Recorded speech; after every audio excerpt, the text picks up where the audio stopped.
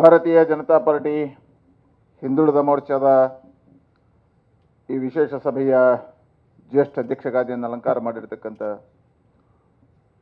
ರಾಜ್ಯದ ಹಿಂದುಳಿದ ಮೋರ್ಚಾದ ಅಧ್ಯಕ್ಷ ಆಗಿರ್ತಕ್ಕಂಥ ಮಿತ್ರ ನರೇಂದ್ರ ಬಾಬು ಅವರೇ, ರಾಜ್ಯದ ತೋಟಗಾರಿಕಾ ಸಚಿವರು ಆದರಣೀಯರಾಗಿರ್ತಕ್ಕಂಥ ಮುನಿರತ್ನ ಅವರೇ, ರಾಜ್ಯದ ಉಪಾಧ್ಯಕ್ಷರು ನಮ್ಮ ಹಿರಿಯ ನಾಯಕರಾಗಿರ್ತಕ್ಕಂಥ ನಿರ್ಮಲ್ ಕುಮಾರ್ ಸುರಾಣ್ ಅವರೇ, ರಾಜ್ಯದ ಪ್ರಧಾನ ಕಾರ್ಯದರ್ಶಿಗಳಾಗಿರ್ತಕ್ಕಂಥ ಸಿದ್ದರಾಜು ಅವರೇ, ರಾಜ್ಯದ ಹಿಂದುಳಿದ ಮೋರ್ಚಾದ ಪ್ರಧಾನ ಕಾರ್ಯದರ್ಶಿಗಳಾಗಿರ್ತಕ್ಕಂಥ ಸುರೇಶ್ ಬಾಬು ಅವರೇ ಸೇರಿರ್ತಕ್ಕಂಥ ಎಲ್ಲ ಅನ್ಯಾನ್ಯ ಜವಾಬ್ದಾರಿಗಳನ್ನು ಹೊತ್ತ ಎಲ್ಲ ಪ್ರಮುಖರೇ, ವಿಶೇಷವಾಗಿ ಇಡೀ ರಾಜ್ಯದಲ್ಲಿ ಭಾರತೀಯ ಜನತಾ ಪಾರ್ಟಿ ಸಂಘಟನಾತ್ಮಕವಾಗಿ ಅತ್ಯುತ್ತಮವಾಗಿರ್ತಕ್ಕಂಥ ಕಾರ್ಯಗಳನ್ನು ಮಾಡ್ತಾ ಇದೆ. ಇವತ್ತು ನಾವು ಪೇಜ್ ಕಮಿಟಿಯವರೆಗೆ ನಮ್ಮ ಕಾರ್ಯದ ವಿಸ್ತಾರ ಆಗಿದೆ. ವಿಸ್ತಾರಕ್ಕೆ ಯೋಜನೆಯು ಬಹಳ ಯಶಸ್ವಿಯಾಗಿದೆ. ಮೊನ್ನೆ ನಡೆದಿರ್ತಕ್ಕಂಥ ರಾಜ್ಯ ಕಾರ್ಯಕಾರಿಣಿ ಒಂದು ಅಭೂತಪೂರ್ವವಾಗಿರ್ತಕ್ಕಂಥ ಹೊಸಪೇಟೆಯಲ್ಲಿ ನಡೆದ ಮೇಲೆ ರಾಷ್ಟ್ರೀಯ ಅಧ್ಯಕ್ಷರು ಏನು ಸಂದೇಶ ಕೊಟ್ಟರು, ಮುಂದಿನ 2023ರಲ್ಲಿ 150+ ಅನ್ನುವಂಥ ಗುರಿಯೆಡೆಗೆ ಹೋಗುವಂಥ ದಾರಿಯನ್ನು ನಾವು ಬಹಳ ಸಂಘಟನಾತ್ಮಕವಾಗಿ ಇವತ್ತು ಯಶಸ್ವಿ ಮಾಡ್ತಾ ಇದ್ದೇವೆ. ವಿಶೇಷವಾಗಿ ಹಿಂದುಳಿದ ಮೋರ್ಚಾ ಇದಕ್ಕೆ ಬಹಳ ಅದ್ಭುತವಾಗಿರ್ತಕ್ಕಂಥ ಕೆಲಸವನ್ನು ಮಾಡಿದೆ. ನರೇಂದ್ರ ಬಾಬು ಅವರ ನೇತೃತ್ವದಲ್ಲಿ ಇವತ್ತು ಹಳ್ಳಿಗಳಿಗೆ ಹೋಗಿ ಪ್ರತಿಯೊಂದು ಮತಗಟ್ಟೆಯಲ್ಲೂ ಒಬ್ಬ OBC ಅವನನ್ನು ಗುರುತಿಸ್ತಕ್ಕಂಥ ಕೆಲಸ, ಮತಗಟ್ಟೆಯಲ್ಲೂ ನಮ್ಮ ಟೀಮ್ಗಳನ್ನು ರಚನೆ ಮಾಡ್ತಕ್ಕಂಥ ಕೆಲಸವನ್ನು ಬಹಳ ಚೆನ್ನಾಗಿ ಮಾಡ್ತಾ ಇದ್ದಾರೆ. ನಾನು ನರೇಂದ್ರ ಬಾಬು ಮತ್ತು ಅವರ ಇಡೀ ಟೀಮಿಗೆ ನಾನು ಅಭಿನಂದನೆಗಳನ್ನು ಸಲ್ಲಿಸ್ತೇನೆ. ಈಗಾಗಲೇ ನಾವು ರಾಜ್ಯದಲ್ಲಿರ್ತಕ್ಕಂಥ ಹೊಸ ಯೋಜನೆಯನ್ನು ಅನುಷ್ಠಾನ ಮಾಡಿಸಿ, ಪಂಚಾಯತ್ ಚುನಾವಣೆಗಳು ಬಂದಾಗ ಮೀಸಲಾತಿ ಆಧಾರದಲ್ಲಿ ಕ್ಯಾಂಡಿಡೇಟ್ಗಳನ್ನು ಹುಡುಕಬೇಕಾಗಿರ್ತಕ್ಕಂಥ ಅನಿವಾರ್ಯತೆಗಳು ಒಂದು ಕಾಲದಲ್ಲಿತ್ತು. ಇವತ್ತು ನಮ್ಮಲ್ಲಿ ಬಹಳ ಯಶಸ್ವಿಯಾಗಿರ್ತಕ್ಕಂಥ ಟೀಮ್ಗಳಿರೋದ್ರಿಂದ ಯಾವುದೇ ಸಮುದಾಯದ ಕೊರತೆಗಳಿಲ್ಲ. ಇವತ್ತು ಭಾರತೀಯ ಜನತಾ ಪಾರ್ಟಿ ಸರ್ವವ್ಯಾಪಿ ಸರ್ವಸ್ಪರ್ಶಿಯಾಗಿ ಬೆಳೆದಿದೆ. ಆದರೂ ನಾವು ಹೆಚ್ಚು ಜವಾಬ್ದಾರಿಗಳನ್ನು ಕೊಡಬೇಕು ಅಂತ ಹೇಳೋ ಕಾರಣಕ್ಕೋಸ್ಕರ ವಿಶೇಷವಾಗಿ 2 ಯೋಜನೆಗಳನ್ನು ಅನುಷ್ಠಾನ ಮಾಡಿದ್ವಿ. 1ನೇ ಯೋಜನೆ ಪಂಚರತ್ನ ಅಂತ. ಒಂದು ಮತಗಟ್ಟೆಯಲ್ಲಿ OBC, SC, ST, ಮಹಿಳೆ, ಯುವ ಹೀಗಿರಬೇಕು ಅಂತ ಹೇಳ್ತಕ್ಕಂಥ ಪಂಚರತ್ನಗಳನ್ನು ರೆಡಿ ಮಾಡಿದ್ದೇವೆ. ಇನ್ನೊಂದು ಪೇಜ್ ಕಮಿಟಿಗಳನ್ನು ಬಹಳ ಯಶಸ್ವಿ ಮಾಡ್ತಾ ಇದ್ದೇವೆ. ಒಂದೊಂದು ಪೇಜ್ಗೆ 6 ಜನರ ಟೀಮ್ ಮಾಡ್ತಾ ಇದ್ದೇವೆ. ಹೀಗಾಗಿ ಇವತ್ತು ಹಿಂದುಳಿದ ವರ್ಗದ ಅತಿ ಹೆಚ್ಚು ಜನ ಭಾರತೀಯ ಜನತಾ ಪಾರ್ಟಿಯ ಒಳಗೆ ಇದ್ದಾರೆ. ಭಾರತೀಯ ಜನತಾ ಪಾರ್ಟಿಯಲ್ಲಿ ತಮ್ಮ ಕಾರ್ಯದ ವಿಸ್ತಾರ ಮಾಡ್ತಾ ಇದ್ದಾರೆ. ಇವತ್ತು ಹಿಂದುಳಿದ ವರ್ಗಗಳ ಬಗ್ಗೆ ಭಾರತೀಯ ಜನತಾ ಪಾರ್ಟಿಗೆ ಅಭೂತಪೂರ್ವವಾಗಿರ್ತಕ್ಕಂಥ ಕಾಳಜಿಗಳಿದ್ದಾವೆ. ಬಹಳ ವರ್ಷ ಹಿಂದುಳಿದವರ ಬಗ್ಗೆ SC, STಗಳ ಬಗ್ಗೆ ಮಾತನಾಡೋದಕ್ಕಿಂತ ಹೆಚ್ಚು ಮಾತನಾಡದೆ ಒಂದು ಹಿಂದುಳಿದ ವರ್ಗದ ಪ್ರಧಾನಮಂತ್ರಿಯನ್ನ ಕೊಟ್ಟ ಪಾರ್ಟಿ ಯಾವುದು ಕೇಳಿದ್ರೆ ಅದು ಭಾರತೀಯ ಜನತಾ ಪಾರ್ಟಿ. ಇವತ್ತು ನರೇಂದ್ರ ಮೋದಿ ಅವರು ಹಿಂದುಳಿದ ವರ್ಗದಿಂದ ಬಂದಿರತಕ್ಕಂಥವ್ರು. ಈ ದೇಶದ ಪ್ರಧಾನಮಂತ್ರಿ, ಯಶಸ್ವಿ ಪ್ರಧಾನಮಂತ್ರಿಯನ್ನ ಕೊಟ್ಟಿರ್ತಕ್ಕಂಥ ಪಾರ್ಟಿ ಅದು ಭಾರತೀಯ ಜನತಾ ಪಾರ್ಟಿ. ಇವತ್ತು ನರೇಂದ್ರ ಮೋದಿ ಅವರು ಆದಮೇಲೆ ವಿಶೇಷವಾಗಿ ದಲಿತ ಸಮುದಾಯಗಳಿಗೆ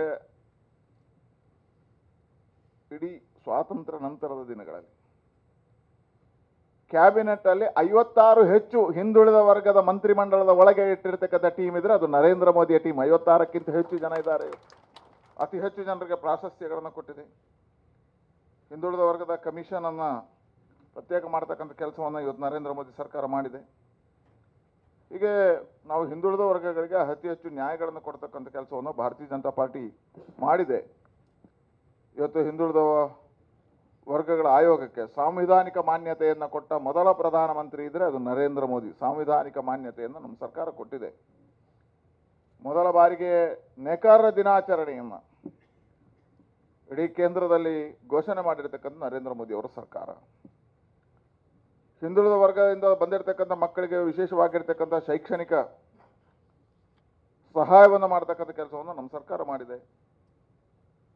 21-22ನೇ ವರ್ಷದ ಅಖಿಲ ಭಾರತ ಕೋಟಾದಡಿಯಲ್ಲಿ ವೈದ್ಯಕೀಯ ಕೋರ್ಸ್ಗಳಿಗೆ 27% ಹಿಂದುಳಿದ ವರ್ಗಗಳಿಗೆ ನರೇಂದ್ರ ಮೋದಿ ಸರ್ಕಾರ ಇಟ್ಟಿದೆ. 27% ಬರ್ಕೊಳ್ಬೇಕು. ನೀವು ಯಾಕಂದ್ರೆ ನಾವು ಹಿಂದುಳಿದ ವರ್ಗದ ಸಮುದಾಯಗಳ ಮಧ್ಯೆ ಮಾತನಾಡಬೇಕು. ಇನ್ನಿರ್ತಕ್ಕಂಥ 150+ ಮಾಡೋದಕ್ಕೆ ನಿರಂತರವಾಗಿರ್ತಕ್ಕಂಥ ಎಲ್ಲ ಸಮುದಾಯಗಳ ಸಭೆಯನ್ನು ನಾವು ಕರಿಬೇಕು. ಪ್ರತಿ ಹಳ್ಳಿಗಳಿಗೆ ಹೋಗುವಾಗ ಸಭೆಗಳನ್ನು ಕರಿಬೇಕು. ಹಿಂದುಳಿದ ಸಮುದಾಯಗಳನ್ನು ನಾವು ಜೋಡಿಸುವಂಥ ಕೆಲಸ ಕಾರ್ಯಗಳಿಗೂ ನಮ್ಮ ಸರ್ಕಾರಗಳು ಕೊಟ್ಟಿರ್ತಕ್ಕಂಥ ಯೋಜನೆಗಳನ್ನು ಹೇಳಬೇಕು. ಇವತ್ತು ಹಿಂದುಳಿದ ವರ್ಗಗಳ ಲಕ್ಷಾಂತರ ವಿದ್ಯಾರ್ಥಿಗಳಿಗೆ ಮೆಟ್ರಿಕ್ ಮತ್ತು ಮೆಟ್ರಿಕ್ ನಂತರದ ವಿದ್ಯಾರ್ಥಿ ವೇತನದ ಪ್ರಯೋಜನವನ್ನು ಕೊಟ್ಟಿರುವಂಥದ್ದು ನಮ್ಮ ಸರ್ಕಾರ. ಉನ್ನತ ಶಿಕ್ಷಣವನ್ನು ಪಡೆಯುವುದಕ್ಕೋಸ್ಕರ ಶುಲ್ಕ ವಿನಾಯಿತಿಗೆ, ವಿದ್ಯಾಸಿರಿ ಊಟ ಮತ್ತು ವಸತಿ ಸಹಾಯ ಯೋಜನೆ, ವಿದ್ಯಾರ್ಥಿ ನಿಲಯಗಳ ಕಟ್ಟಡಕ್ಕೆ ಅತಿ ಹೆಚ್ಚು ನಿರ್ಮಾಣಕ್ಕೆ ಹಣ ಬಿಡುಗಡೆ ಮಾಡಿರುವಂಥದ್ದು ನಮ್ಮ ಸರ್ಕಾರ. ಕೊರೋನಾದ ಮಹಾಮಾರಿಯ ಮಧ್ಯೆ ಆರ್ಥಿಕ ಸಂಕಷ್ಟ ಇದ್ದಾಗಲೂ ಅತಿ ಹೆಚ್ಚು 100 ಕೋಟಿ ರೂಪಾಯಿಗಳನ್ನು ಹಿಂದುಳಿದ ವರ್ಗಗಳ ಅಭಿವೃದ್ಧಿಗೆ ನಮ್ಮ ಸರ್ಕಾರ ಕೊಟ್ಟಿದೆ.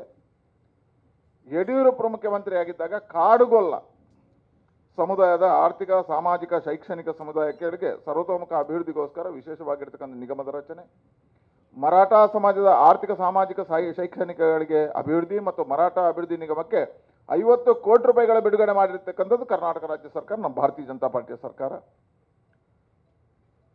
ವಿಶೇಷವಾಗಿ ಶಿಕ್ಷಣ ಮತ್ತು ಉದ್ಯೋಗದಲ್ಲಿ ಮರಾಠರಿಗೆ ಅವಕಾಶಗಳನ್ನು ಕಲ್ಪಿಸಿಕೊಡಬೇಕು ಅಂತ ಹೇಳ್ತಕ್ಕಂಥದ್ದು, 2A ಮೀಸಲಾತಿಯನ್ನು ಕಲ್ಪಿಸುವಂಥ ಕೆಲಸ ಕಾರ್ಯಗಳಾಗಿದೆ. ಸಮಾಜ ಕಲ್ಯಾಣ ಇಲಾಖೆಗೆ 9,389 ಕೋಟಿ ರೂಪಾಯಿಗಳನ್ನು ಈ ಸಾರಿ ಬಿಡುಗಡೆ ಮಾಡಿದೆ. ವಿಶ್ವಕರ್ಮ ಸಮುದಾಯಗಳ ಅಭಿವೃದ್ಧಿ ನಿಗಮಕ್ಕೆ 10 ಕೋಟಿ ರೂಪಾಯಿಗಳನ್ನು ಬಜೆಟಲ್ಲಿ ತೆಗೆದಿಡಲಾಗಿದೆ. ಕ್ರಾಂತಿವೀರ ಸಂಗೊಳ್ಳಿ ರಾಯಣ್ಣ ಕ್ಷೇತ್ರದ ಅಭಿವೃದ್ಧಿ ಪ್ರಾಧಿಕಾರಕ್ಕೆ 50 ಕೋಟಿ ರೂಪಾಯಿಗಳನ್ನು ಕೊಡ್ತಕ್ಕಂಥ ಕೆಲಸವನ್ನು ಮಾಡಿದೆ. ಮತ್ತೆ 21-22ರಲ್ಲಿ 65 ಕೋಟಿ ರೂಪಾಯಿಗಳನ್ನು ನೀಡಿದೆ. ಅಲೆಮಾರಿ, ಅರೆಅಲೆಮಾರಿ ಜನಾಂಗದ ಅಭಿವೃದ್ಧಿಗೋಸ್ಕರ 57 ಕೋಟಿ ರೂಪಾಯಿಗಳನ್ನು ಕೊಟ್ಟಿದೆ. ನಿಜ ಶರಣ ಅಂಬಿಗರ ಚೌಡಯ್ಯ ಅಭಿವೃದ್ಧಿ ನಿಗಮಕ್ಕೆ 10 ಕೋಟಿ, ಉಪ್ಪಾರ ಜನಾಂಗದ ಅಭಿವೃದ್ಧಿಗೆ 6.5 ಕೋಟಿ ರೂಪಾಯಿಗಳನ್ನು ನಮ್ಮ ಸರ್ಕಾರ ಕೊಟ್ಟಿದೆ. ಇದಕ್ಕಿಂತ ವಿಶೇಷವಾಗಿ ಒಂದೇ ಜಾತಿ, ಒಂದೇ ಮತ, ಒಂದೇ ದೇವರು ಅಂತ ಹೇಳಿರ್ತಕ್ಕಂಥ, ಪ್ರತಿಯೊಬ್ಬನಲ್ಲೂ ಭಗವಂತನನ್ನು ಕಂಡಿರ್ತಕ್ಕಂಥ ನಾರಾಯಣ ಗುರುಗಳ ಹೆಸರಿನಲ್ಲಿ ಶಿಕ್ಷಣ ಸಂಸ್ಥೆಗಳನ್ನು ತೆರೆಯತಕ್ಕಂಥ ಕೆಲಸವನ್ನು ಭಾರತೀಯ ಜನತಾ ಪಾರ್ಟಿ ಸರ್ಕಾರ ಮಾಡಿದೆ. ಹಾಗಾಗಿ ಹೇಳಿದೆ, ಕರ್ನಾಟಕ ಒಂದು ವಿಶೇಷವಾಗಿರ್ತಕ್ಕಂಥ OBCಗಳ ಪ್ರಯೋಗ ಶಾಲೆ. ಇವತ್ತು ನಮ್ಮೆಲ್ಲ ಬಂಧುಗಳಿಗೆ ಬೇರೆ ಬೇರೆ ರೀತಿಯಲ್ಲಿ ಯೋಜನೆಗಳನ್ನು ಮಾಡತಕ್ಕಂಥ ಕೆಲಸ ಕಾರ್ಯಗಳನ್ನು ಮಾಡಿದೆ. ನಮ್ಮ ಪಾರ್ಟಿಯು ವಿಶೇಷವಾಗಿ OBC ಮೋರ್ಚೆ ಅಂತ ಇರೋದ್ರ ಮುಖಾಂತರ 10 ಜನರಿಗೆ ಜವಾಬ್ದಾರಿಗಳನ್ನು ಕೊಡ್ತಕ್ಕಂಥ ಕೆಲಸ ಕಾರ್ಯಗಳನ್ನು ಮಾಡ್ತಾ ಇದೆ. ಇವತ್ತು ನಮ್ಮ ಹೆಮ್ಮೆ ಹೇಳ್ತೀವಿ, ಕೇವಲ ಪ್ರಧಾನಮಂತ್ರಿ ಅನ್ನಲ್ಲ, ರಾಷ್ಟ್ರಪತಿಯವರನ್ನು ನಾವು ಇವತ್ತು ಹಿಂದುಳಿದ ಇದರಿಂದ ಕೊಟ್ಟಿದ್ದೀವಿ. ಹೀಗೆ 10 ರೀತಿಯ ಕಾರ್ಯಗಳನ್ನು ಮಾಡ್ತಕ್ಕಂಥ ಕೆಲಸ ಕಾರ್ಯಗಳನ್ನು BJP ಮಾಡ್ತಾ ಇದೆ. ಹಾಗಾಗಿ ವಿಶೇಷವಾಗಿ ನಾವು ಇದೆಲ್ಲ ಕಾರ್ಯಗಳನ್ನು ಯಶಸ್ವಿ ಮಾಡ್ತಕ್ಕಂಥ ಕೆಲಸ ಕಾರ್ಯಗಳಿಗೆ ಹೋಗಬೇಕು. ಭಾಳ ಚರ್ಚೆಗಳು ನಿನ್ನೆ ಇದಾಗ್ತದೆ. ಚುನಾವಣೆ ಮಾಡ್ತಕ್ಕಂಥ ಇವತ್ತು ಮಧ್ಯಪ್ರದೇಶದ ಒಂದು ಕಾನೂನು ಇಟ್ಕೊಂಡು ಸುಪ್ರೀಂ ಕೋರ್ಟ್ ಒಂದು ತೀರ್ಪನ್ನು ಕೊಟ್ಟಿದೆ. ಆ ತೀರ್ಪಿನ ಆಧಾರದಲ್ಲಿ ಚುನಾವಣಾ ಆಯೋಗ ಚುನಾವಣೆಗಳನ್ನು ಘೋಷಣೆ ಮಾಡ್ತದೆ. ನಮ್ಮ ಕೈಯಲ್ಲಿಲ್ಲ, ಚುನಾವಣಾ ಆಯೋಗ ಮಾಡುತ್ತೆ. ಚುನಾವಣಾ ಆಯೋಗದ ಜವಾಬ್ದಾರಿ ಅದು ಮಾಡುತ್ತೆ. ಅದರ ಬಹಳ ಹೆಮ್ಮೆಯಿಂದ ಹೇಳಬಲ್ಲೆ, ಇವತ್ತು OBCಗೆ ಸೀಟ್ಗಳು ಕೊಡಬೇಕು. ಅದು ಯಾವ ಚುನಾವಣೆ ಅಂತಲ್ಲ, ಎಲ್ಲ ಚುನಾವಣೆಗಳು. ಮುಂದಿನ ದಿನಗಳಲ್ಲಿ ನಮಗೆ ವಿಧಾನಸಭೆಯ ಚುನಾವಣೆಗಳು ಬರಲಿಕ್ಕಿದೆ, 4 ವಿಧಾನ ಪರಿಷತ್ನ ಚುನಾವಣೆ ಇದೆ, 2 ರಾಜ್ಯಸಭಾ ಚುನಾವಣೆಗಳಿದ್ದಾವೆ, BBMP ಚುನಾವಣೆಯು ಯೋಚನೆಯಲ್ಲಿದೆ, ಜಿಲ್ಲಾ ಪಂಚಾಯತ್, ತಾಲೂಕು ಪಂಚಾಯತ್ ಚುನಾವಣೆಗಳು ಇದ್ದಾವೆ. ಎಲ್ಲ ಚುನಾವಣೆಯಲ್ಲಿ ನಾನು ಹೇಳಬಲ್ಲೆ, ನಾವು ಭಾರತೀಯ ಜನತಾ ಪಾರ್ಟಿ ಹಿಂದುಳಿದ ವರ್ಗಗಳ ಪರವಾಗಿರ್ತಕ್ಕಂಥದ್ದು. ಇವತ್ತೇನು ಸರ್ಕಾರದ ನಿಯಮ 33% ಕೊಡಬೇಕು ಅಂತಿತ್ತ, ಭಾರತೀಯ ಜನತಾ ಪಾರ್ಟಿ ಜನರಲ್ಲೂ 33%ಕ್ಕಿಂತ ಹೆಚ್ಚು OBC ಅವರಿಗೆ ಕೊಡ್ತೀವಿ. OBC ಅವರಿಗೆ ಕೊಡ್ತೀವಿ. ಜನರಲ್ ಬಂದರೂ ಅದನ್ನು ಹೆಚ್ಚು OBC ಅವರನ್ನು ಗುರುತಿಸಿ ಅವರಿಗೆ ಕೊಡ್ತಕ್ಕಂಥ ಕೆಲಸವನ್ನು ಭಾರತೀಯ ಜನತಾ ಪಾರ್ಟಿ ಮಾಡುತ್ತೆ. ಹೇಳಿದ್ರೆ ಇವತ್ತು ನಾವು ಯಾವ ಸಮುದಾಯಗಳನ್ನು ಕಡೆಗಣಿಸೋದಿಲ್ಲ, ಎಲ್ಲ ಸಮುದಾಯಗಳು. SCಗಳಿಗೆ ST ನಾನು ಬಹಳ ಹೆಮ್ಮೆಯಿಂದ ಹೇಳಬಲ್ಲೆ, ಇವತ್ತು ಕರ್ನಾಟಕದಲ್ಲಿ ಅತಿ ಹೆಚ್ಚು SC ಶಾಸಕರು ಎಲ್ಲಿದ್ದಾರೆ ಕೇಳಿದ್ರೆ ಅದು ಭಾರತೀಯ ಜನತಾ ಪಾರ್ಟಿಯಲ್ಲಿದ್ದಾರೆ. ಭಾರತೀಯ ಜನತಾ ಪಾರ್ಟಿಯಲ್ಲಿದ್ದಾರೆ. STಗಳಿಗೆ ಅತಿ ಹೆಚ್ಚು ಜವಾಬ್ದಾರಿಗಳನ್ನು ಎಲ್ಲಿ ಕೊಟ್ಟಿದೆ ಹೇಳಿದ್ರೆ ಅದು ಭಾರತೀಯ ಜನತಾ ಪಾರ್ಟಿಯಲ್ಲಿ ಕೊಟ್ಟಿದೆ. ಇವತ್ತು ಎಲ್ಲ ಸಮುದಾಯಗಳನ್ನ ಗುರುತಿಸಿಕೊಂಡು ಹಿಂದುಳಿದ ವರ್ಗದಲ್ಲೂ ಸಮೇತ ನಾವೆಲ್ಲ ಹಿಂದುಳಿದ ವರ್ಗದಿಂದಲೇ ಬಂದವರು. ಅದು ಭಾರತೀಯ ಜನತಾ ಪಾರ್ಟಿ ಅಧ್ಯಕ್ಷ ಹಿಂದುಳಿದ ವರ್ಗದಿಂದಲೇ ಬಂದಿರತಕ್ಕಂಥವ್ರು ಎಲ್ಲರೂ ಇದ್ದಾರೆ. ಹಾಗಾಗಿ ಅತಿ ಹೆಚ್ಚು ಮಂತ್ರಿಮಂಡಲದ ಮಂತ್ರಿಗಳು ಹಿಂದುಳಿದ ವರ್ಗದವರಿದ್ದಾರೆ, ಅತಿ ಹೆಚ್ಚು ನಿಗಮಗಳಲ್ಲಿ ಹಿಂದುಳಿದ ವರ್ಗದವರಿದ್ದಾರೆ, ಕೇಂದ್ರದಲ್ಲಿ ಅತಿ ಹೆಚ್ಚು ಮಂತ್ರಿಗಳು ಹಿಂದುಳಿದ ವರ್ಗದವರಿದ್ದಾರೆ. ಯುವಕರಿಗೆ ಅತಿ ಹೆಚ್ಚು ಆದ್ಯತೆಯನ್ನು ಕೊಡುತ್ತೆ. ಹಾಗಾಗಿ ಹೇಳಿದ್ರೆ ನಮ್ಮಲ್ಲಿ ಯಾವುದೇ ಭಯಗಳು ಬೇಡ. ವಾತಾವರಣದಲ್ಲಿ ನಾವು ಮಾಡತಕ್ಕಂಥ ಕೆಲಸದಲ್ಲಿ ಹಿಂದುಳಿದ ವರ್ಗಗಳನ್ನು, ಬಾಕುಳಿದ ಎಲ್ಲ ಸಮುದಾಯಗಳನ್ನು, ಹಿಂದೆ ಉಳಿದಿರತಕ್ಕಂಥ ಸಮುದಾಯಗಳನ್ನು ಮುಂದಕ್ಕೆ ತರತಕ್ಕಂಥ ಅವರಿಗೆ ಗೌರವ ಕೊಡ್ತಕ್ಕಂಥ ಕೆಲಸವನ್ನು ಭಾರತೀಯ ಜನತಾ ಪಾರ್ಟಿ ಮಾಡಿ. ಆದರೆ ನಾವು ಇವತ್ತಿನಲ್ಲೇ ತಯಾರು ಮಾಡ್ಕೋಬೇಕು. 150+ ಅಂತ ಹೇಳಿದ್ರೆ ಇವತ್ತಿನಲ್ಲೇ ತಯಾರು ಮಾಡ್ಕೋಬೇಕು. ನಮ್ಮ ಗುರಿ ಇರತಕ್ಕಂಥ ಮುಂದಿನ ವಿಧಾನಸಭಾ ಚುನಾವಣೆ. ವಿಧಾನಸಭಾ ಚುನಾವಣೆಗೆ ಪೂರಕವಾಗಿರ್ತಕ್ಕಂಥ ವಾತಾವರಣವನ್ನು ನಿರ್ಮಾಣ ಮಾಡ್ತಕ್ಕಂಥ, ಬೇರೆ ಬೇರೆ ಮಾತುಗಳು ಹೇಳಿದ್ರೆ ಆ ಮಾತುಗಳಿಗೆ ಉತ್ತರ ಕೊಡ್ತಕ್ಕಂಥ ಕೆಲಸವನ್ನು ಇವತ್ತು ನಾವು ಮಾಡಬೇಕಾಗಿದೆ. ಹಾಗಾಗಿ ಹೇಳಿದೆ, ನಾವು ವಿಶೇಷವಾಗಿ ಇವತ್ತಿಂದ ನಮ್ಮ ಎಲ್ಲ ಕಾರ್ಯಗಳನ್ನು ವಿಧಾನಸಭೆಯ ಚುನಾವಣೆಯನ್ನು ಮುಂದಿಟ್ಕೊಂಡು ಯಾವ ರೀತಿಯಲ್ಲಿ ಮಾಡಬೇಕು ಅಂತ ಯೋಚನೆ ಮಾಡಬೇಕು. ಭಾಳ ಕಾಂಗ್ರೆಸ್ನವರು ಬಹಳಷ್ಟು ಮಾತನಾಡ್ತಾರೆ. ಸಿದ್ದರಾಮಣ್ಣ ಇವತ್ತು ಕಾಂತರಾಜು ವರದಿ ಬಗ್ಗೆ ಹೇಳ್ತಾರೆ, ಜಾತಿಗಳ ಜನಗಣತಿ ಬಗ್ಗೆ ಮಾತನಾಡ್ತಾರೆ. ಸಿದ್ದರಾಮಣ್ಣ ಇದ್ದಾಗ ಕಾಂತರಾಜು ಆಯೋಗವನ್ನು ರಚನೆ ಮಾಡಿದ್ದು ಸತ್ಯ, ಜಾತಿ ಗಣತಿ ಆಗಿತ್ತು. ಅದರ ಸಿದ್ದರಾಮಣ್ಣ ಎಷ್ಟು ಬುದ್ಧಿವಂತ ಅಂತ ಹೇಳಿದ್ರೆ, ಮೊನ್ನೆ ನಮ್ಮ ಆಯೋಗದ ಅಧ್ಯಕ್ಷ ಆಗಿರ್ತಕ್ಕಂಥ ಜಯಪ್ರಕಾಶ್ ಹೆಗಡೆ ಅವರು, ಮುನಿರತ್ನ ನಗ್ತಾರೆ, ಯಾಕಂದರೆ ಸಿದ್ದರಾಮಣ್ಣನ ಜೊತೆ ಬಹಳ ವರ್ಷ ಇದ್ದವರು, ಅವರ ಹಣೆಬರ ಎಲ್ಲ ಇವ್ರಿಗೆ ಗೊತ್ತಿದೆ ನಮಗಿಂತ ಚೆನ್ನಾಗಿ. ಜಯಪ್ರಕಾಶ್ ಹೆಗಡೆ ಉಲ್ಲೇಖವನ್ನು ಮಾಡಿದ್ದಾರೆ. ಏನು ಹೇಳಿದ್ರೆ, ಆ ಜನಗಣತಿಯನ್ನು ಮಾಡಿಸಿದ್ದಾರೆ, ಅದಕ್ಕೆ ಆಯೋಗದ ಕಾರ್ಯದರ್ಶಿಗಳು ಇವತ್ತಿನವರೆಗೆ ಸಹಿ ಹಾಕಲಿಲ್ಲ. ಹೇಳಿದ್ರೆ ಅದು ಅಧಿಕೃತ ಅಲ್ಲವೇ ಅಲ್ಲ, ಅನಧಿಕೃತವಾಗಿ ಅದನ್ನು ಕೋಲ್ಡ್ ಸ್ಟೋರೇಜ್ ಅಲ್ಲಿ ಇಟ್ಟವರು ಕಾಂಗ್ರೆಸ್ಸಿಗರು, ಸಿದ್ದರಾಮಣ್ಣ ಸರ್ಕಾರ, ಸಿದ್ದರಾಮಣ್ಣ ಒಳಗಿಡಿಸಿದ್ದಾರೆ. ಇವತ್ತು ಹಿಂದುಳಿದ ವರ್ಗಗಳ ಬಗ್ಗೆ ಕಣ್ಣೀರು ಹಾಕ್ತಾರೆ, ಚರ್ಚೆ ಮಾಡ್ತಾರೆ. ಸಿದ್ದರಾಮಣ್ಣನಲ್ಲಿ ಪ್ರಶ್ನೆ ಮಾಡಬೇಕು. ಅಹಿಂದ ಚಳವಳಿಯನ್ನ ಪ್ರಾರಂಭ ಮಾಡಿದವರು ಸಿದ್ದರಾಮಣ್ಣ.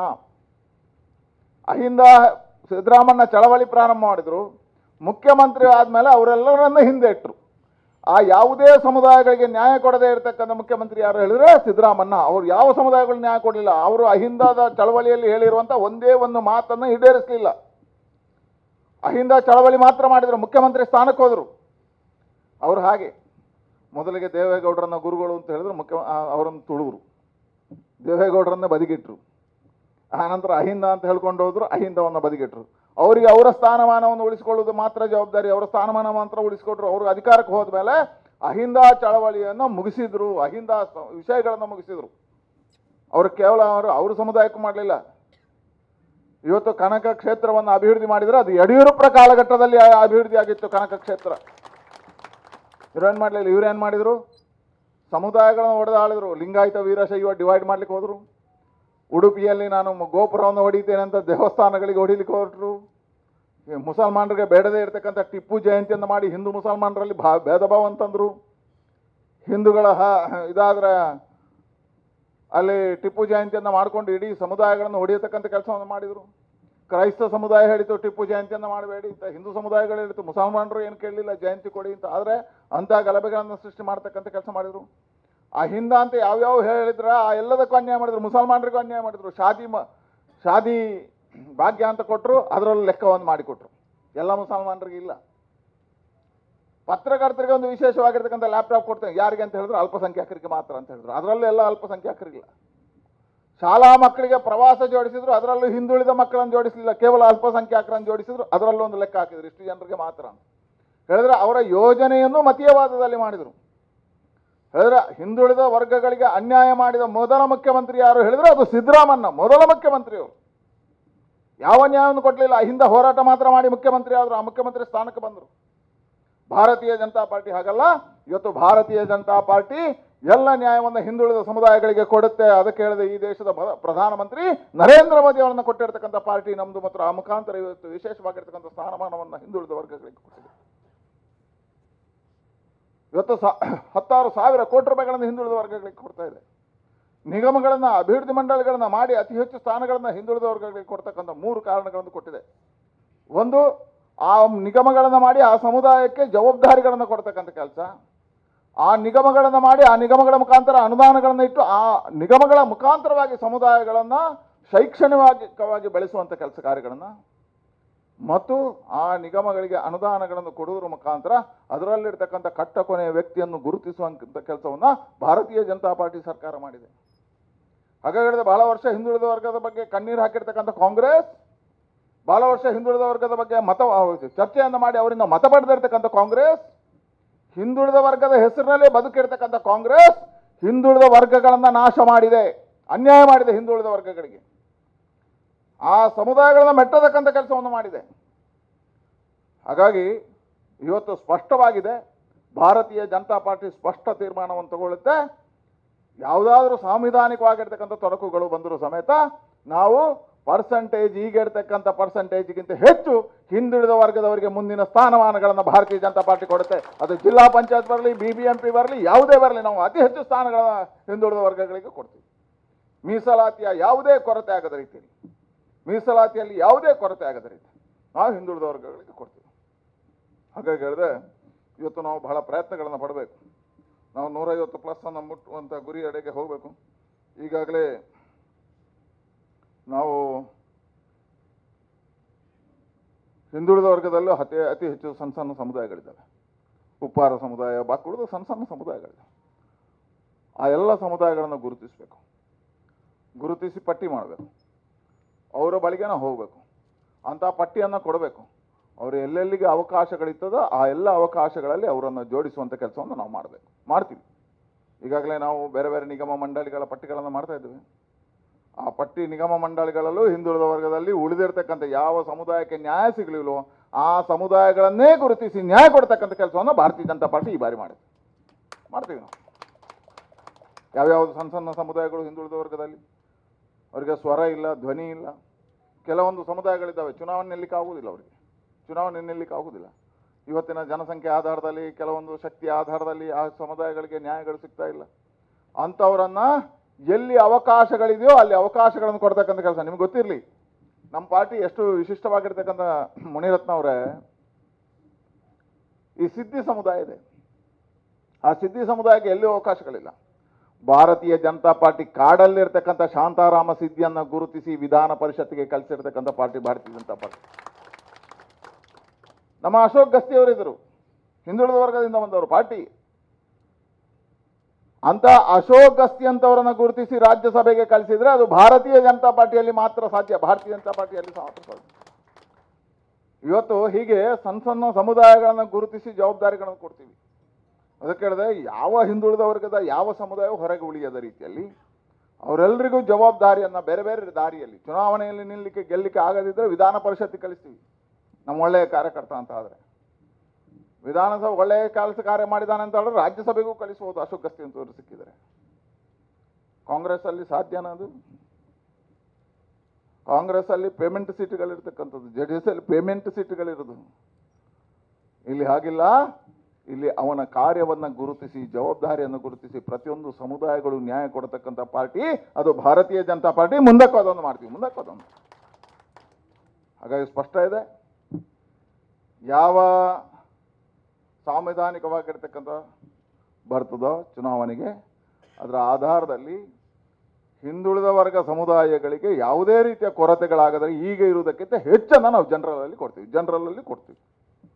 ಹಾಗಾಗಿ ನಾವು ಮಾಡಬೇಕಾಗಿರ್ತಕ್ಕಂಥ ಕೆಲಸ ಬಹಳ ದೊಡ್ಡದು. ನಾವು ಮೊನ್ನೆ 3 ತಂಡಗಳಲ್ಲಿ ಇಡೀ ರಾಜ್ಯದ ಪ್ರವಾಸವನ್ನು ಮಾಡಿದ್ದೇವೆ. ಸನ್ಮಾನ್ಯ ಯಡಿಯೂರಪ್ಪರು ಮತ್ತು ಅರುಣ್ ಸಿಂಗ್ ಅವರ ನೇತೃತ್ವದಲ್ಲಿ ಬೆಳಗಾವಿಯಿಂದ, ಸನ್ಮಾನ್ಯ ಮುಖ್ಯಮಂತ್ರಿಗಳಾಗಿರ್ತಕ್ಕಂಥ ಬೊಮ್ಮಾಯಿಯವರ ನೇತೃತ್ವದಲ್ಲಿ ಮಂಗಳೂರಿಂದ, ನಾನು ಜಗದೀಶ್ ಶೆಟ್ಟರ್ ನೇತೃತ್ವದಲ್ಲಿ ಮೈಸೂರಿಂದ ಇಡೀ ರಾಜ್ಯ ಪ್ರವಾಸವನ್ನು. ನಿಮ್ಗೆ ಗೊತ್ತಿರಲಿ, ಇಡೀ ರಾಜ್ಯದಲ್ಲಿ ಪ್ರವಾಸ ಮಾಡಿ ನಾವೊಂದು ವರದಿ ಅಂತಂದೆವು. ಆ ವರದಿಯನ್ನು ನೋಡಿದಾಗ ನಮಗೆ ಅದ್ಭುತವಾಗಿರ್ತಕ್ಕಂಥ ಆನಂದ ಆಗಿರುವಂಥದ್ದು ಏನಂತ ಹೇಳಿದ್ರೆ, ಜಿಲ್ಲಾ ಪಂಚಾಯತ್, ತಾಲೂಕು ಪಂಚಾಯತ್ ಚುನಾವಣೆ ಬರಲಿ, ವಿಧಾನಸಭೆ ಚುನಾವಣೆ ಬರಲಿ, ಅತಿ ಹೆಚ್ಚು ಜನರ ಆಕರ್ಷಣೆ ಇವತ್ತು ಭಾರತೀಯ ಜನತಾ ಪಾರ್ಟಿಯ ಪರವಾಗಿದೆ ಅನ್ನತಕ್ಕಂಥ ವರದಿಗಳು ಬಂದವು. ಇವತ್ತು SC, ST ಮತ್ತು ಹಿಂದುಳಿದ ವರ್ಗದವರು ಹೆಚ್ಚು ಸಂಖ್ಯೆಯಲ್ಲಿ ಭಾರತೀಯ ಜನತಾ ಪಾರ್ಟಿಯ ಕಡೆಗೆ ಬರ್ತಾ ಇದ್ದಾರೆ.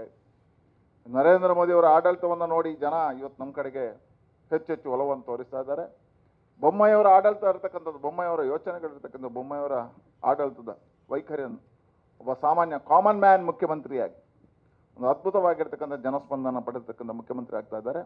ಅವರ ಕಾರ್ಯವನ್ನು ವೀಕ್ಷಣೆ ಮಾಡಿ ಇವತ್ತು ಎಲ್ಲ ಸಮುದಾಯಗಳು ನಮ್ಮ ಜೊತೆ ಬರಲಿಕ್ಕಿದೆ. ಇಡೀ ರಾಜ್ಯದಲ್ಲಿ ವಾತಾವರಣ ಭಾರತೀಯ ಜನತಾ ಪಾರ್ಟಿಯ ಪರವಾಗಿರ್ತಕ್ಕಂಥ ವಾತಾವರಣಗಳಿದ್ದಾವೆ. ಭಯಪಡುವಂಥ ಅವಶ್ಯಕತೆಗಳೇನಿಲ್ಲ. 150+ ಬಹಳ ಸುಲಭವಾಗಿ ದಾಟ್ತೀವಿ. 150 ರಾಜೇಂದ್ರ ಅವರೇ ನಾವು ಸಂಘಟನೆಯಿಂದ ಗೆಲ್ತೀವಿ. ಒಂದು 50 ಸೀಟನ್ನು ಸಿದ್ದರಾಮಯ್ಯ ಮತ್ತು DKC ಗಲಾಟೆಯಿಂದ ನಮಗೆ ಬರುತ್ತೆ, ಅವ್ರ ಒಳ ಜಗಳದಿಂದ ಬರುತ್ತೆ. ಇವತ್ತು ಪ್ರಾರಂಭ ಆಗಿದೆ ಅವರ ಒಳಗಿನ ಟ್ವಿಟರ್ ವಾರ್ಗಳು. ಅವರು ಈಗಲೇ ಸಂಗೀತ ಕುರ್ಚಿ ಪ್ರಾರಂಭ ಮಾಡಿದ್ದಾರೆ. ಯಾರು ಮುಖ್ಯಮಂತ್ರಿ ಸೀಟ್ ಹಾಕ್ಲಿಕ್ಕೆ ಶುರು ಮಾಡಿದ್ದಾರೆ. ಸೀಟ್ಗೆ ಟೆವೆಲ್ ಹಾಕಿದ್ದಾರೆ. ಆದರೆ ಟೆವೆಲ್ ಎಳಿಲಿಕ್ಕೆ 10 ಜನ ಇದ್ದಾರೆ. ಅವ್ರಿಗೆ ಯಾವಾಗಲೂ ಅಧಿಕಾರಕ್ಕಿಂತ ಮುಂಚೆ ನೆನಪಾಗುತ್ತೆ ದಲಿತ ಮುಖ್ಯಮಂತ್ರಿ ಎಲ್ಲ ಪ್ರಾರಂಭ ಮಾಡ್ತಾರೆ. ಹಿಂದುಳಿದವರು, ಆ ಉಳಿದವರು, ಈ ಉಳಿದವರು ಹೇಳಿದಲ್ಲ, ಹಿಂದೆ ಚಳವಳಿ ಎಲ್ಲ ಪ್ರಾರಂಭ ಆಗ್ತದೆ. ಮುಖ್ಯಮಂತ್ರಿ ಆದಮೇಲೆ ಮುಖ್ಯಮಂತ್ರಿ ಆಗಬೇಕಂತಲೇ ಪ್ರಾರಂಭ ಮಾಡ್ತಾರೆ. ಪರಮೇಶ್ವರನನ್ನು ಮುಗಿಸಿದ್ದು ಯಾರು ಅಲ್ಲ, ಕಾಂಗ್ರೆಸ್ನವರೇ ಮುಗಿಸಿದ್ದು. ಖರ್ಗೆ ಅವರನ್ನು ಮುಖ್ಯಮಂತ್ರಿ ಮಾಡದೆ ಇಟ್ಟದ್ದು ಯಾರು ಅಂತ ಹೇಳಿದ್ರೆ ಸಿದ್ದರಾಮಣ್ಣ. JDS ಇಂದ ಹೋದ ಸಿದ್ದರಾಮಣ್ಣ ಎಲ್ಲರನ್ನು ಮುಗಿಸಿದ್ದಾರೆ. ಅಲ್ಲಿ ಇವತ್ತು ನಿಶ್ಚಯ ಮಾಡಿದ್ದಾರೆ ಅವರು, ಕೊನೆಗೆ ಯಾರನ್ನು ಅಂತ ಹೇಳಿದ್ರೆ DKC ಅನ್ನು ಮುಗಿಸ್ಬೇಕು ಅಂತ ನಿಶ್ಚಯ ಮಾಡಿದ್ದಾರೆ. DKC ಅವರನ್ನು ಮುಗಿಸ್ಬೇಕು ಅಂತ. ಹಾಗಾಗಿ ಅವರವರ ಒಳ ಜಗಳ ಇದೆಯಲ್ಲ, ನಮಗೊಂದು 50 ಸೀಟಿಗಿಂತ ಹೆಚ್ಚು ಸುಲಭದಲ್ಲಿ ತಂದು ಕೊಡುತ್ತೆ. ಅವರವರೇ ಸೀಟು ಹಂಚಿಕೆ ಆದಾಗ ಗಲಾಟೆ ಆಗುತ್ತೆ. ಯಾಕೆ ಉದಾಹರಣೆ ನಿಮಗೆ ಬೇಕಾ? ಅವ್ರಿಗೆ MLA ಸೀಟ್ ಕೊಡ್ಲಿಕ್ಕೆ ಆಗೋದಿಲ್ಲ. ಯಾಕೆ ಹೇಳಿದ್ರೆ ಕೊಟ್ಟರೆ ಜಗಳ ಆಗುತ್ತೆ ಅವರಲ್ಲಿ. 2 ವರ್ಷ ಆಯ್ತು ಅವರ ರಾಜ್ಯಾಧ್ಯಕ್ಷ ಆಯ್ಕೆ, 2 ವರ್ಷ ಕಾಂಗ್ರೆಸ್ಸಿನ ರಾಜ್ಯಾಧ್ಯಕ್ಷ ಆಯ್ಕೆ. ಅವರಿಗೆ ಇಡೀ ಕಾಂಗ್ರೆಸ್ಸಿನ ರಾಜ್ಯ ಸಮಿತಿಯನ್ನು ಆಯ್ಕೆ ಮಾಡ್ಲಿಕ್ಕೆ ಆಗಲಿಲ್ಲ. ಕೊನೆಗೆ ಮೊನ್ನೆ ಮಾಡಿಕೊಂಡ್ರೆ ಏನು ಅಂತ ಹೇಳಿದ್ರೆ, ಪರಮೇಶ್ವರ್, ಸಿದ್ದರಾಮಯ್ಯ, ಖರ್ಗೆ, DKC ಎಲ್ಲ ಕೂತು ಕಾಂಪ್ರಮೈಸ್ ಮಾಡಿದ್ದೇನು? ಪ್ರಧಾನ ಕಾರ್ಯದರ್ಶಿಗಳೆಷ್ಟ್ರಿ? 150 ಜನ ಪ್ರಧಾನ ಕಾರ್ಯದರ್ಶಿಗಳು. 200 ಜನ ಕಾರ್ಯದರ್ಶಿಗಳು, 100 ಜನ ಉಪಾಧ್ಯಕ್ಷರು. ಈಗ ಸಾಕಾಗಲಿಲ್ಲ ಅಂತ ಮತ್ತೆ ಪಟ್ಟಿ ಬಂದಿದೆ ಅಂತ ಇನ್ನೂ 100 ಜನ ಸೇರ್ಪಡೆ ಇದೆ. ಅದಕ್ಕೆ ನಾನು ಮೊನ್ನೆ ಹೇಳಿದೆ, ನೀವು ಹಾಗೆ ಮಾಡಬೇಡಿ, ಬೂತಿಗೊಂದು ಪ್ರಧಾನ ಕಾರ್ಯದರ್ಶಿ ಮಾಡಿಬಿಡಿ, ರಾಜ್ಯದ ಪ್ರಧಾನ ಕಾರ್ಯದರ್ಶಿ ಬೂತಿಗೊಬ್ಬ ಇರಲಿ. ಒಂದು ರಾಜ್ಯದ ಟೀಮ್ ಮಾಡ್ಲಿಕ್ಕೆ ಆಗದೆ ಇರತಕ್ಕಂಥ ಕಾಂಗ್ರೆಸ್ ರಾಜ್ಯದ ಸರ್ಕಾರವನ್ನು ನಡೆಸಲಿಕ್ಕೆ ಸಾಧ್ಯವ ಅವರಿಗೆ? ಹಾಗಾಗಿ ಹೇಳಿದೆ, ಅವರು ಜಗಳಗಳು ಜಾಸ್ತಿ ಆಗ್ತದೆ. ಹಾಗಾಗಿ ಇವತ್ತು ಇಡೀ ರಾಜ್ಯದಲ್ಲಿ ವಾತಾವರಣ ಭಾರತೀಯ ಜನತಾ ಪಾರ್ಟಿಯ ಪರವಾಗಿರ್ತಕ್ಕಂಥ ವಾತಾವರಣಗಳಿದ್ದಾವೆ, ಭಾರತೀಯ ಜನತಾ ಪಾರ್ಟಿ ಅಲೆ ವಾತಾವರಣಗಳು ಎದ್ದು ನಿಂತಿದ್ದಾವೆ. ಇವತ್ತು ನಾವು ಪ್ರಯತ್ನಗಳನ್ನು ಇನ್ನಷ್ಟು ಪರಿಶ್ರಮಗಳನ್ನು ಹಾಕಬೇಕು. ಹಾಗಾಗಿ ನಾವು ಯಾವ್ಯಾವ ಸಮುದಾಯದಿಂದ ಬಂದಿರತಕ್ಕಂಥವ್ರು ನಮ್ಮ ಸಮುದಾಯದ ಸಂಖ್ಯೆಯನ್ನು ಸೇರಿಸ್ಕೋಬೇಕು. ನಮ್ಮ ಸಮುದಾಯಗಳಿಗೆ ಕೊಟ್ಟಿರ್ತಕ್ಕಂಥ ಭಾರತೀಯ ಜನತಾ ಪಾರ್ಟಿಯ ಸರ್ಕಾರ ಕೊಟ್ಟಿರ್ತಕ್ಕಂಥ ಯೋಜನೆಗಳನ್ನು ಅವ್ರ ಬಳಿಗೆ ತಿಳಿಸ್ಕೊ ಹೋಗಬೇಕು. ಸರ್ಕಾರ ಕೊಟ್ಟಿರ್ತಕ್ಕಂಥ ಅನುದಾನಗಳನ್ನು ತಿಳಿಸಬೇಕು. ಅದುಗಳೇ ಇವತ್ತು ಎಷ್ಟು ಸುಂದರವಾಗಿರ್ತಕ್ಕಂಥ ಸರ್ಕಾರ, ನಮ್ಮದು ಕೇಂದ್ರ ಸರ್ಕಾರ ಯೋಜನೆಗಳನ್ನು ಅನುಷ್ಠಾನ ಮಾಡಿದೆ. ಆಯುಷ್ಮಾನ್ ಕಾರ್ಡ್ ಇಲ್ಲಿರ್ತಕ್ಕಂಥ ಪ್ರತಿಯೊಬ್ಬರ ಮನೆಗೆ ಬಂದಿದೆ, ಹಿಂದುಳಿದವ್ರನ್ನ ಪ್ರತಿಯೊಬ್ಬನ ಮನೆಗೆ ಹೋಗಿದೆ, BPL ಕಾರ್ಡ್ದಾರನ ಮನೆಗೆ ಹೋಗಿದೆ. ಒಂದೇ ಒಂದು ಅರ್ಜಿ ಹಾಕಿಲ್ಲವ, ಒಂದೇ ಒಂದು ಮಧ್ಯವರ್ತಿ ಇಲ್ಲ, ಒಂದೇ ಒಂದು ಲಂಚ ಇಲ್ಲ. ನೇರ ಅವನ ಮನೆ ಬಾಗಿಲಿಗೆ ಆಯುಷ್ಮಾನ್ ಕಾರ್ಡ್ ಅನ್ನು ಕೊಟ್ಟಿದ್ರೆ ಮಧ್ಯವರ್ತಿ ಇಲ್ಲದೆ, ಅದು ನರೇಂದ್ರ ಮೋದಿ ಸರ್ಕಾರ. ಮಧ್ಯವರ್ತಿ ಇದೆಯಾ ಅದಕ್ಕೆ? ಕೋವಿಡ್ ಬಂತು, ಕೋವಿಡ್ ಬಂದಾಗ ಯಾರಾದರೂ ಅರ್ಜಿ ಹಾಕಿದ್ರೆ ನಾವು ಭಾರಿ ಕಷ್ಟದಲ್ಲಿದ್ದೇವೆ, ನರೇಂದ್ರ ಮೋದಿ ಅವರು ಸ್ವಲ್ಪ ಹಣ ಗಳಿಸಿಕೊಡಿ ಅಂತ ಯಾರಾದರೂ ಹೇಳಿದ್ದಾರೆ? ಹೇಳಿ. ಯಾಕ್ರಿ ಸುಮ್ಮನೆ ಕೂತಿದ್ದೀರಿ? ಮತ್ತೆ ಇವತ್ತು ಸುಮ್ಮನೆ ಕೂತು ನಾಡ್ದು BBMP ಚುನಾವಣೆ ಬಂದಾಗ ಸೀಟಿಗಾಗಿ ಸ್ವರ ಏರಿಸಿದ್ರೆ ಸೀಟ್ ಕೊಡೋದಿಲ್ಲ ಅಂದ್ರೆ ಇವತ್ತೇ ಮಾತಾಡಬೇಕು. ಯಾರಾದರೂ ಅರ್ಜಿ ಹಾಕಿದಾರ 500 ರೂಪಾಯಿ ಕೊಡಿ ನರೇಂದ್ರ ಮೋದಿ ಅವರು, ನಾವು ಕಷ್ಟದಲ್ಲಿದ್ದೇವೆ ಅಂತ? ಜನ್ಧನ್ ಅಕೌಂಟ್ ಇದ್ದವನ ತಿಂಗಳು 500 ರೂಪಾಯಿ ಹಾಕಿದಾರಾ ಇಲ್ವಾ? ಹಾಕಿದ್ದಾರೆ. ಸ್ವಾಮಿ ಗ್ಯಾಸ್ ಕೊಡ್ತಾರೆ ಅಂತ, ಗ್ಯಾಸ್ಗೆ ಹೇಗಿತ್ತು? ನಾನು MP ಆದಾಗ ನಾವು ನೋಡ್ತಿದ್ದೆವು. ನಾನು 14 ವರ್ಷ ಆಯ್ತು MP ಆಗಿ, 13 ಹತ್ತಿರ 14 ವರ್ಷ ಆಗ್ತಾ ಬಂತು. ಆಗ ಹೇಗಿತ್ತು? MP ಗಳ ಮನೆ ಬಾಗಿ ಕಾಯ್ಬೇಕಿತ್ತು ಒಂದು ಗ್ಯಾಸ್ನ ಅಂಡೆಗೆ, ಅರ್ಜಿ ಹಿಡ್ಕೊಂಡು ಹೋಗ್ಬೇಕಿತ್ತು. ನಾವು ಫೋನ್ ಮಾಡಿದ್ರೆ ಸಿಗ್ತಿರ್ಲಿಲ್ಲ. ಇವತ್ತು ಪ್ರತಿಯೊಬ್ಬ ಬಡವನ ಮನೆಗೆ ಅನಿಲ ಭಾಗ್ಯವನ್ನು ಕೊಟ್ಟಿದ್ರೆ ಅದು ನರೇಂದ್ರ ಮೋದಿ ಸರ್ಕಾರ. ಯಾವ ಅರ್ಜಿ ಇಲ್ಲದೆ ಹೋಗಿದೆ, ಯಾವ ಏಜೆಂಟ್ ಇಲ್ಲದೆ ಹೋಗಿದೆ. ಅವನೇ ಗ್ಯಾಸ್ ಏಜೆನ್ಸಿ ಮನೆಗೆ ತಂದು ಕೊಟ್ಟು ಕೈ ಮುಗಿದು ಹಾಲು ಕುಡಿದು ಹೋಗಿದ್ದಾನೆ, ಹೌದಲ್ಲ? ಅವನೇ ನಿಮ್ಮ ಮನೆಗೆ ಬಂದು ಗ್ಯಾಸ್ ಅಂಡೆ ಇಟ್ಟು ಬೆಂಕಿ ಹೊತ್ತಿಸಿ ಹೇಗೆ ಹೊತ್ತಿಸೋದು ಅಂತ ಟ್ರೈನಿಂಗ್ ಕೊಟ್ಟು ಚಹಾ ಕುಡಿದು ಹೋಗಿದ್ದಾನೆ. ಯಾರು ಕೊಟ್ಟಿದ್ದಾರೆ ಹೇಳಿದ್ರೆ? ಇವತ್ತು ಅಂತಹ 10 ಯೋಜನೆಗಳನ್ನು ನಮ್ಮ ಸರ್ಕಾರ ಕೊಟ್ಟಿದೆ. ಸಮಯದ ಅಭಾವಕ್ಕೋಸ್ಕರ ಹೆಚ್ಚು ಉಲ್ಲೇಖ ಮಾಡ್ಲಿಕ್ಕೆ ಹೋಗುದಿಲ್ಲ. ಇದನ್ನು ಸಮುದಾಯಗಳಿಗೆ ತಿಳಿಸಬೇಕು. ಬಹಳ ವರ್ಷ ಗರೀಬಿ ಹಟಾವೋ ಕಾಂಗ್ರೆಸ್ ಇದ್ದು ಘೋಷಣೆ. ನೀವೆಷ್ಟು ವರ್ಷ ಇದ್ದೀರಿ ಕಾಂಗ್ರೆಸ್ ಅಲ್ಲಿ? ಹೇಳ್ರಿ. 10 ವರ್ಷ ಇದ್ದೀರಿ. 10 ವರ್ಷದಲ್ಲಿ ಗರೀಬಿ ಹಟಾವೋ ಘೋಷಣೆ ಮಾಡಿದ್ರಿ, ನೀವು ಭಾಷಣದಲ್ಲಿ ಹೇಳಿದ್ರಿ, ಹೌದಲ್ವಾ? ಆದರೆ ಒಬ್ಬ ಸಾಮಾನ್ಯ ರೈತನ ಅಕೌಂಟ್ಗೆ ಅರ್ಜಿ ಇಲ್ಲದೆ 6,000 ರೂಪಾಯಿಗಳನ್ನು ಹಾಕಿದ್ದು ನರೇಂದ್ರ ಮೋದಿ ಸರ್ಕಾರ. ವರ್ಷಕ್ಕೆ ಇವತ್ತು ಬೊಮ್ಮಾಯಿ ಸರ್ಕಾರ 4,000 10,000 ರೂಪಾಯಿ ಹಾಕಿದೆ ಸಾಮಾನ್ಯ ರೈತನ. ನಿಮಗೆ ಆಶ್ಚರ್ಯ ಆಗೋದು, ನಮ್ಮ ಕಡೆ ಬಂದು ನೋಡಿದ್ರಿ ಇಲ್ಲಿ ಎಲ್ಲ ಇದ್ದಾರೆ, ಇಲ್ಲಿ ರೈತರಿಲ್ಲ.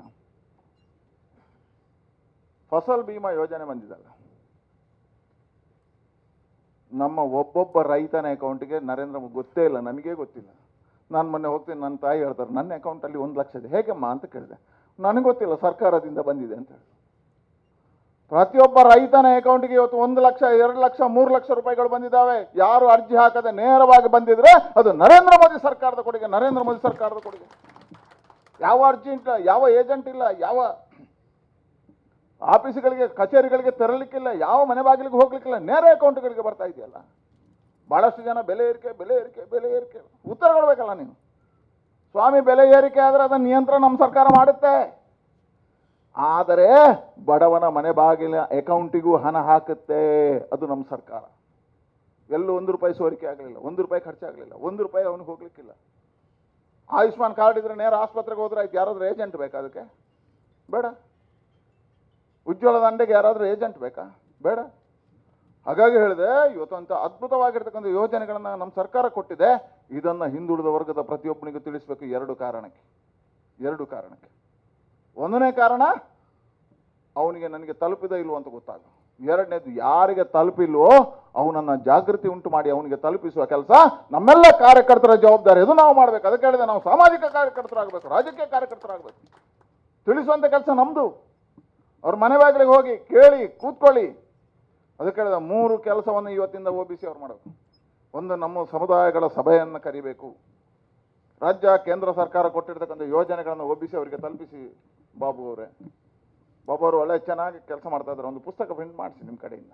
ಹಿಂದುಳಿದ ವರ್ಗಗಳಿಗೆ ಏನೆಲ್ಲ ಮಾಡಿದೆ, ಏನು ಬೇಕೋ ಸಹಕಾರ ನಾವು ಕೊಡ್ತೀವಿ ರಾಜ್ಯ ಸರ್ಕಾರಕ್ಕೆ. ಎಲ್ಲ ನಮ್ಮ ಕಾರ್ಯಕರ್ತರಿಗೆ ತಿಳಿಸಿ ಕೈಪಿಡಿ ಮಾಡಿಕೊಡಿ. ಅವರು ಮನೆ ಮನೆಗಳಿಗೆ ಹೋಗಿ ಕೂತು ಹೇಳಬೇಕು, ಸುಮ್ಮನೆ ಸೀಟು ಕೇಳುವುದಲ್ಲ. OBC ಅವ್ರಿಗೆ ಇಷ್ಟು ಪರ್ಸೆಂಟ್ ಕೊಡಿ ಅಂತ ಕೇಳುವುದಲ್ಲ. ನೀವು ಕೇಳಿದ್ರು ನರೇಂದ್ರ ಮೋದಿ ಕೊಡ್ತಾರೆ, ಅದು ಬೇರೆ. ಆದರೆ ಆ ಕೊಟ್ಟದನ್ನು ಹೇಳಬೇಕಲ್ಲ. ಅದಕ್ಕೋಸ್ಕರ ಒಂದನೇ ಕೆಲಸ ಕೈಪಿಡಿಗಳನ್ನು ಕೊಟ್ಟು ಮನೆ ಮನೆ ಆ ಸಮುದಾಯಗಳನ್ನು ಸೇರಿಸಬೇಕು. ಒಂದನೇ ಕೆಲಸ ನಮ್ಮ ಸಮುದಾಯಗಳನ್ನು ಸೇರಿಸಿ ಹೇಳಬೇಕು ನಮ್ಮ ಸಮುದಾಯಗಳಿಗೆ ಏನು ಕೊಟ್ಟಿದೆ. ಎರಡನೇದು, ಯಾರಿಗೆ ಸಿಗಲಿಲ್ಲೋ ಅವ್ರಿಗೆ ತಲುಪಿಸುವಂಥ ಕೆಲಸವನ್ನು ಅವ್ರನ್ನ ಕರ್ಕೊಂಡೋಗಿ ಆ ಅರ್ಜಿಯನ್ನು ಹಾಕಿಸುವಂಥ ಕೆಲಸ. ಅರ್ಜಿ ಹಾಕ್ಲಿಕ್ಕಿಲ್ಲ ಈಗ ಯಾವುದಕ್ಕೂ, ಆದರೂ ಹೋಗಿ ಕೂತ್ಕೆ ಏನು ಮಾಡಬೇಕೋ ಮಾಡಬೇಕು. ಮೂರನೇದು, ಇವತ್ತಿನ ಮತದಾರರ ಪಟ್ಟಿಗೆ ಹೆಸರುಗಳನ್ನು ಸೇರ್ಪಡೆ ಮಾಡಿಸಬೇಕು. ಯಾವ್ಯಾಲ್ಲಿ ಮತದಾರರ ಪಟ್ಟಿಗೆ OBC ಅಲ್ಲಿ ಬಾಕಿ ಇದೆಯಾ ಅವರೆಲ್ಲರನ್ನ ಹುಡುಕಿ ಮತಗಟ್ಟೆಯಲ್ಲಿ ಕೂತ್ಕೊಳಿಸಿ ನಮ್ಮ ಮತಗಟ್ಟೆಯ ಕಾರ್ಯಕರ್ತರನ್ನು ಜೋಡಿಸಿ ಪ್ರತಿಯೊಬ್ಬ ನಮ್ಮ ಮತದಾರರನ್ನ ಸೇರ್ಪಡೆ ಮಾಡ್ತಕ್ಕಂಥ ಕೆಲಸವನ್ನು ಮಾಡಬೇಕು. ಎಲ್ಲಿ ಡಿಲೀಷನ್ ಮಾಡಬೇಕು ಅದು ಡಿಲೀಷನ್ ಮಾಡಿಸಬೇಕು. ಭಾಳ ಕಾಂಗ್ರೆಸ್ನವರು ಬುದ್ಧಿವಂತರು, ಭಾಳಷ್ಟು ಎಲ್ಲೆಲ್ಲಿಂದ ಹೆಸರು ತಂದು ಸೇರಿಸ್ತಾರೆ ಅವರು. ಹಾಗೆ ಕೂತು ಎಲ್ಲಿ ಡಿಲೀಷನ್ ಮಾಡಿಸಬೇಕು ಅದನ್ನು ಡಿಲೀಷನ್ ಮಾಡಬೇಕು, ಸೇರ್ಪಡೆ ಮಾಡುವಲ್ಲಿ ಸೇರ್ಪಡೆ ಮಾಡಿಸಬೇಕು. ಹೀಗಾಗಿ ಹಿಂದುಳಿದ ವರ್ಗ ಇದನ್ನು ನಾವು ಕೇವಲ ನಮ್ಮ ಹಕ್ಕುಗಳನ್ನು ಕೇಳುವುದಲ್ಲ, ಹಕ್ಕುಗಳನ್ನು ಕೇಳುವ ಮುಂಚೆ ನಮ್ಮ ಕಾರ್ಯವನ್ನು ಮಾಡಬೇಕು. ನಾವು ಸಮುದಾಯಗಳಿಗೆ ಏನು ಮಾಡಿದ್ದೇವೆ ಅಂತ ತೋರಿಸ್ಕೊಡ್ಬೇಕು. ಹಾಗಾಗಿ ನಾವು ಸಮುದಾಯಗಳಿಗೆ ನಮ್ಮ ರಾಜ್ಯ ಸರ್ಕಾರ ಕೇಂದ್ರ ಸರ್ಕಾರದ ಯೋಜನೆಗಳನ್ನು ತಲುಪಿಸಬೇಕು. ಆ ಕಾರ್ಯವನ್ನು ಮಾಡ್ತೀರಿ. ಮತ್ತು ಇಡೀ ರಾಜ್ಯದಲ್ಲಿ ನಾನೊಬ್ಬ ರಾಜ್ಯಾಧ್ಯಕ್ಷನಾಗಿ ಹೇಳಬಲ್ಲೆ, ಚುನಾವಣೆಯನ್ನು ಮಾಡುವಂಥದ್ದು ಚುನಾವಣಾ ಆಯೋಗದ ಕೆಲಸ, ನನ್ನ ಕೆಲಸ ಅಲ್ಲ. ಸುಪ್ರೀಂ ಕೋರ್ಟ್ ಏನು ತೀರ್ಪು ಕೊಟ್ಟಿದೆ ಅದರ ಆಧಾರದಲ್ಲಿ ಚುನಾವಣೆಯನ್ನು ಘೋಷಣೆ ಮಾಡ್ತದೆ, ಅದು ಸಮಯ ಬಂದಾಗ ಮಾಡುತ್ತೆ. ಆದರೆ ರಾಜ್ಯಾಧ್ಯಕ್ಷನಾಗಿ ಇಷ್ಟು ಹೇಳಬಲ್ಲೆ, ಈಗಿರುವ ಪರ್ಸೆಂಟೇಜ್ಗಿಂತ ಹೆಚ್ಚು ಹಿಂದುಳಿದ ವರ್ಗಗಳಿಗೆ ಜನರಲ್ ಅಲ್ಲಿ ನಾವು ಕೊಡ್ತೀವಿ. ಶುಭ ಆಗಲಿ, ಅಭಿನಂದನೆ.